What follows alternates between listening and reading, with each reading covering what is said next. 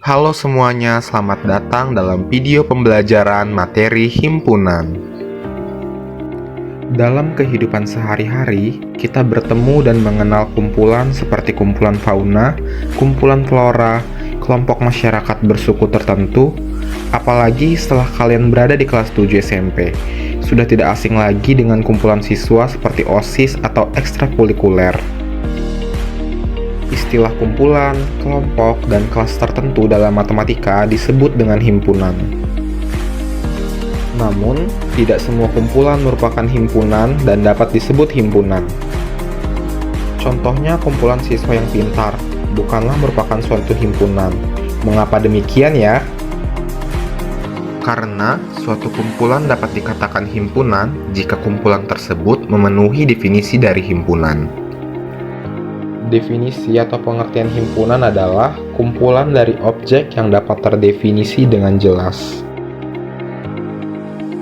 Contohnya seperti kumpulan sayur-sayuran, jelas bahwa anggota kumpulan tersebut merupakan sayur-sayuran seperti sayur bayam, sayur kangkung, dan sayur yang lainnya.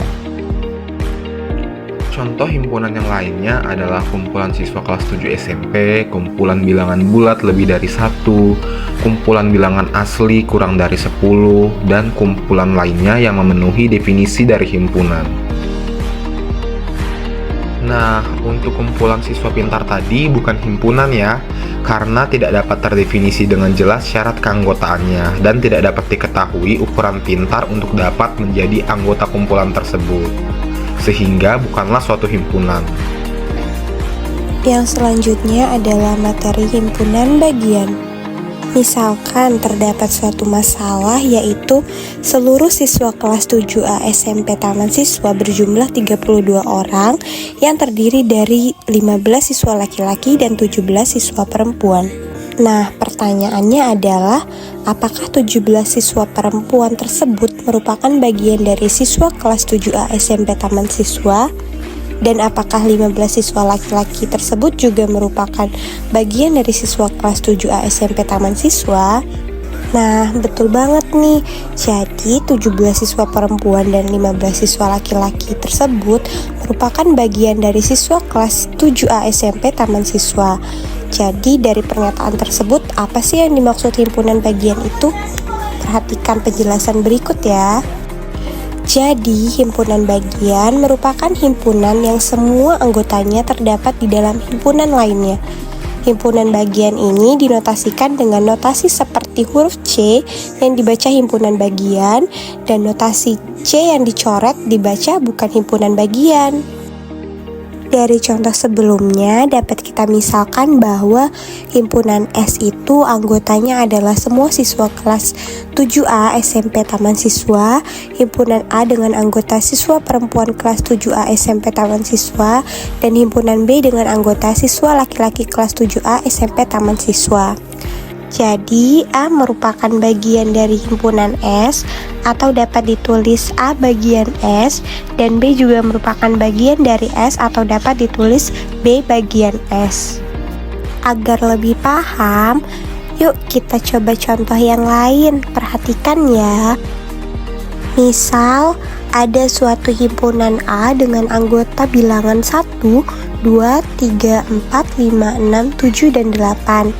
Dan ada himpunan C dengan anggota 1, 2, dan 3, dan himpunan D dengan anggota 4, 7, dan 8.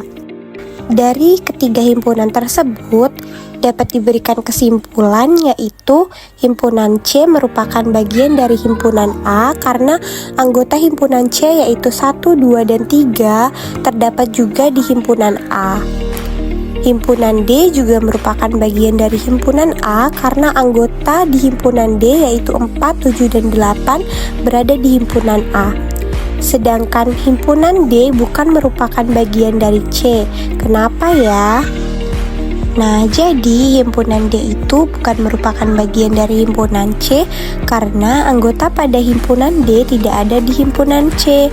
Karena tadi sebelumnya di himpunan D itu adalah 4, 7, dan 8, dan himpunan C adalah 1, 2, dan 3. Maka D bukan merupakan himpunan bagian dari C.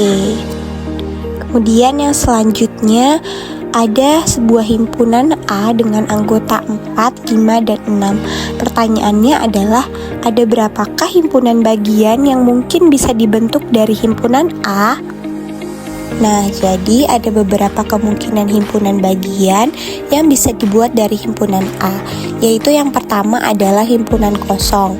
Yang kedua adalah himpunan yang anggotanya hanya satu, yaitu himpunan 4, himpunan 5, dan himpunan 6. Yang ketiga adalah himpunan yang anggotanya ada dua, yaitu himpunan 4 dan 5, himpunan 4 dan 6, dan juga himpunan 5 dan 6. Dan yang terakhir adalah himpunan itu sendiri, yaitu himpunan 4, 5, dan 6. Himpunan kosong merupakan himpunan bagian dari semua himpunan. Jadi jika ada soal yang ditanyakan himpunan bagiannya, maka himpunan kosong itu termasuk ke dalam himpunan bagian dari suatu himpunan. Nah, gimana nih kalau anggota himpunannya banyak? Gimana cara menentukan himpunan bagiannya ya? Nah, simak penjelasan berikut ini. Jadi, banyaknya himpunan bagian yang bisa dibentuk dari suatu himpunan dapat digunakan rumus yaitu 2 pangkat N, di mana N merupakan banyaknya anggota himpunan tersebut. Perhatikan contoh berikut ya. Misalkan terdapat suatu himpunan yaitu himpunan R dengan anggota bilangan 2, 4, 6, 8, 10, dan 12. Karena banyaknya anggota dari himpunan R adalah 6, maka banyaknya himpunan bagian dari himpunan R adalah 2 pangkat 6, yaitu sama dengan 64. Materi yang selanjutnya yaitu himpunan semesta. Bu, himpunan semesta itu apa sih? Nah, himpunan semesta adalah himpunan yang memuat semua anggota himpunan yang dibicarakan. Lambang himpunan semesta adalah huruf S. Kita perhatikan contoh himpunan berikut. S, murid-murid di sekolahmu. A, murid-murid di kelasmu. Ternyata himpunan S memuat seluruh anggota himpunan A, maka himpunan S merupakan himpunan semesta dari himpunan A. Nah, sekarang perhatikan contoh yang berikutnya. Himpunan C adalah 3, 5, dan 7. Nah, sekarang ibu tanya nih, kira-kira himpunan semesta apa ya yang bisa memuat semua anggota dari himpunan C?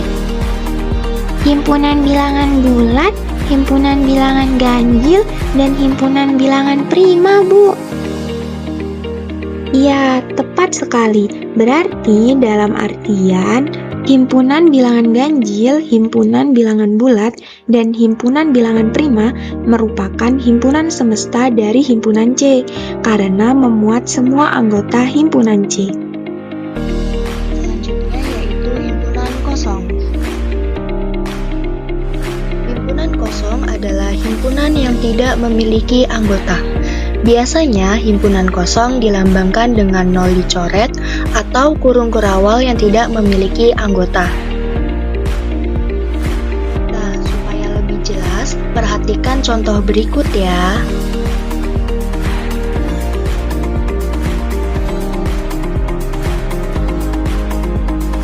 Perhatikan himpunan berikut.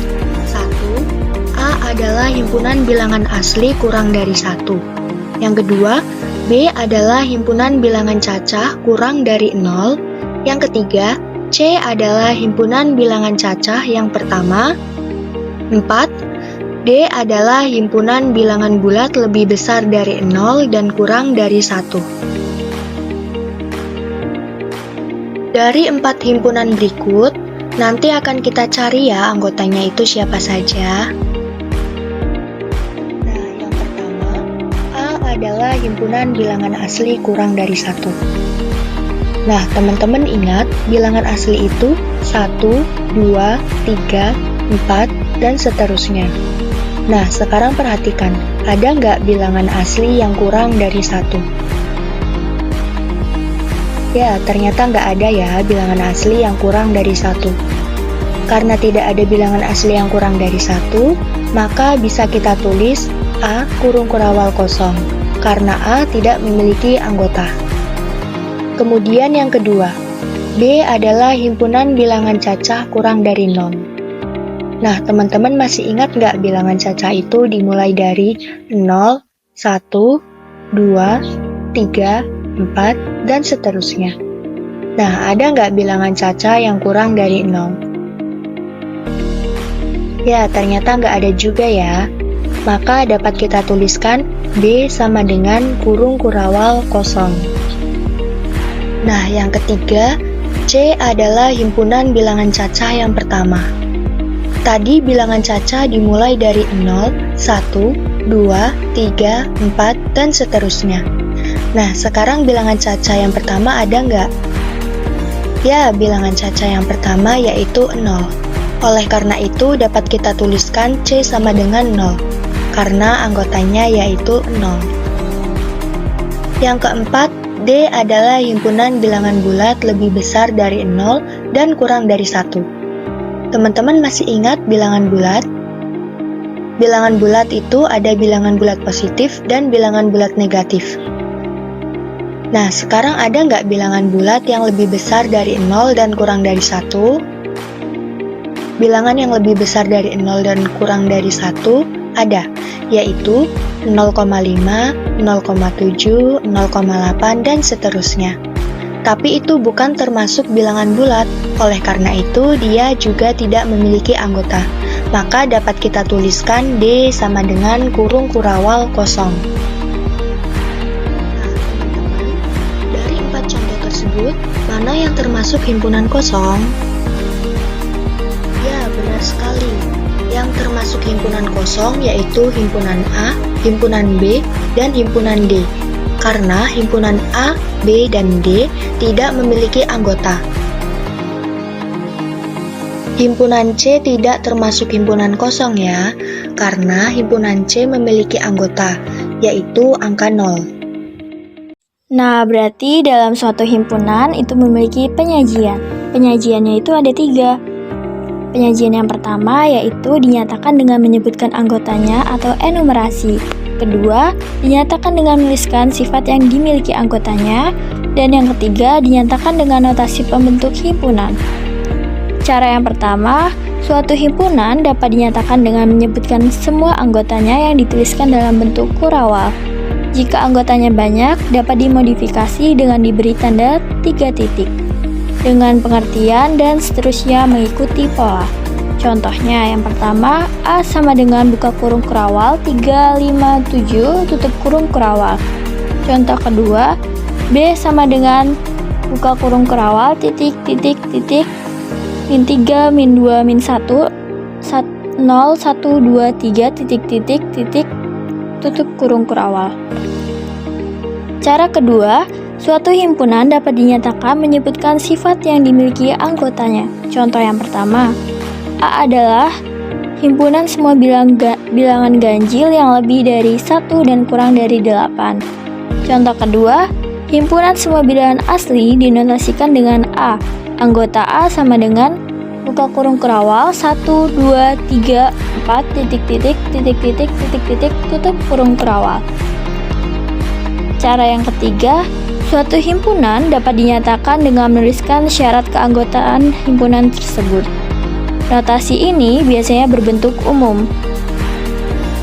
Buka kurung kurawal X, Y, PX di mana X mewakili anggota dari himpunan dan PX menyatakan syarat yang harus dipenuhi oleh X agar bisa menjadi anggota himpunan tersebut. Simbol X bisa diganti oleh variabel yang lain seperti Y dan Z dan lain-lain.